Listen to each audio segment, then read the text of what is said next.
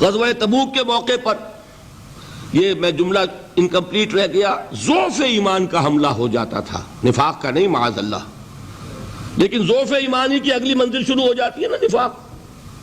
جہاں جھوٹ بولنا شروع کیا نفاق، جھوٹی قسمیں کھانی شروع کی سیکنڈ سٹیج، اور جہاں مومنین صادقین سے بغض اور عداوت پیدا ہو گیا وہ تھرڈ سٹیج۔ تو وہ ضعف ایمان کا کیسے ہوتا ہے یہ حضرت کعب ابن مالک نے بڑی تفصیل سے بیان کیا ہے۔ غزوہ تبوک کے موقع پر جہاں منافقین نے آ کر جھوٹے بہانے بنائے، جھوٹی قسمیں کھائیں اور حضور سے ایگزمپشن لے لی، چھٹی لے لی، رخصت لے لی، وہاں 3 ایسے صحابہ بھی تھے جو مومن صادق تھے، لیکن وقتی طور پر شیطان نے انہیں ورغلایا۔ کیسے ورغلایا وہ سمجھ لیجئے۔ کعب ابن مالک نے تفصیل سے بیان کیا ہے، اور میرے نزدیک یہ جہاں تک میرا مطالعہ ہے طویل ترین حدیث ہے، بخاری اور مسلم میں بھی موجود ہے۔ حضور جب واپس آئے ہیں اور اب آپ نے ایک ایک کو بلایا، جن لوگوں نے تو پہلے جھوٹی قسمیں کھا لی تھی ان کو تو بلانے کی ضرورت نہیں تھی، لیکن کچھ لوگ ایسے بھی تھے کہ جنہوں نے ایگزمپشن بھی نہیں لی تھی اور گئے بھی نہیں تھے۔ اب ان کو آپ نے ایک ایک کر کے پیشی ہوئی، آپ کیوں نہیں گئے تھے؟ تو اب جو منافقین تھے ان میں سے انہوں نے اس موقع پہ جھوٹی قسمیں کھا لی۔ خدا کی قسم حضور ہم تو بالکل تیار تھے، پوری میں نے تیاری بھی کر لی تھی، پورا ارادہ تھا، یہ وقتی طور پر یہ مصیبت مجھ پر آ پڑی۔ جس نے قسم کھائی حضور نے کہا اچھا ٹھیک ہے جائیے۔ کعب ابن مالک کی باری آئی تو ان کے الفاظ اپنے یہ کہ جب میں پیش ہوا تو حضور کے چہرے مبارک پر ایک غصے والی مسکراہٹ تھی،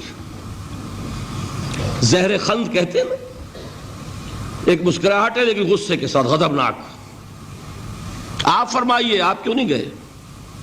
حضرت کعب یہ فرماتے ہیں کہ میں نے عرض کیا کہ حضور زبان میرے پاس بھی ہے، جھوٹ میں بھی بول سکتا ہوں، لیکن جھوٹ بول کر میں اس وقت آپ کی ناراضگی سے تو بچ جاؤں گا لیکن اللہ کے پکڑ سے نہیں بچ سکوں گا۔ میں اعتراف کرتا ہوں کہ جتنا صحت مند میں اس زمانے میں تھا کبھی نہیں تھا، جتنا فارغ البال اس وقت تھا کہ میرے پاس ساز و سامان موجود تھا راستے کے لیے، اتنا میں کبھی نہیں تھا۔ لیکن ہوا کیا؟ ہوا یہ کہ مجھے میرے نفس نے، شیطان نے پٹی پڑھائی۔ وہ پٹی کیا پڑھائی کہ حضور تو 30,000 کے لشکر کے ساتھ چلیں گے تو لشکر تو سلولی موو کرے گا نا، تمہارے پاس بڑی تکڑی، بڑی توانا صحت مند اونٹنی ہے، تم ذرا 2 دن بعد چلنا تیزی کے ساتھ اور حضور سے مل جانا، بس یہ تاخیر کا حربہ۔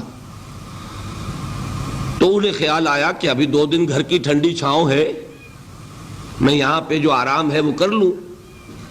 مجھے جگر کا شعر یاد آیا ہے کہ تپتی راہیں مجھ کو پکاریں، دامن پکڑے چھاؤں گھنیری۔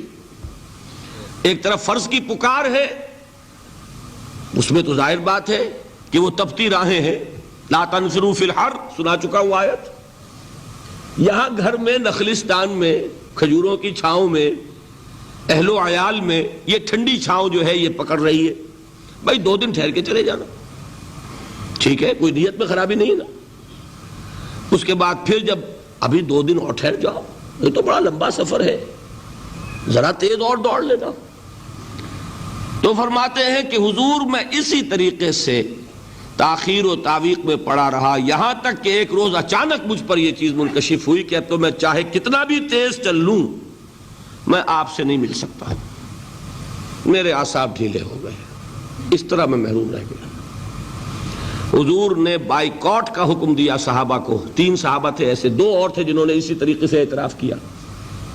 حضور نے حکم دے دیا کوئی ان سے گفتگو نہ کرے، سوشل بائیکاٹ۔ بڑی سخت سزا تھی جو دی گئی ہے، اس کی بڑی تفاصیل ہیں، اللہ تعالیٰ شوق دے تو وہ حدیث پوری پڑھیے، میں نے تو 2 جمعوں میں ایک مرتبہ صرف اس ایک حدیث کو بیان کیا تھا، شاید کہیں کیسٹس ہوں میرے ہاں، ہمارے نمبر کوئی مجھے یاد نہیں ہے، لیکن یہ بڑی عجیب حدیث ہے۔ لیکن اس میں جو اصل سبق ہے وہ کیا ہے؟ اس طریقے سے شیطان لے تو لال، تاخیر، تعویق، ابھی کیا جلدی ہے، ذرا اس کام سے فارغ ہو لو، ذرا پھر تلافی کر لینا، ذرا زیادہ زور سے کام کر لینا، یہ وہ چیز ہے کہ جو وہ تو خیر صحابی تھے، بچ گئے۔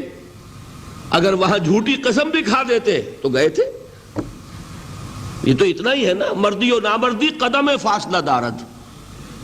اس میں تو یہی ہے کہ ذرا ایک جھوٹی قسم کھا دیتے, جھوٹے بہانہ بنا دیتے, تو اب ضعف ایمان نہ رہتا, وہ نفاق کی سرحد شروع ہو جاتی. وہ اللہ تعالیٰ نے ان کو بچایا, لیکن یہ کہ ہم کیسے بچیں گے؟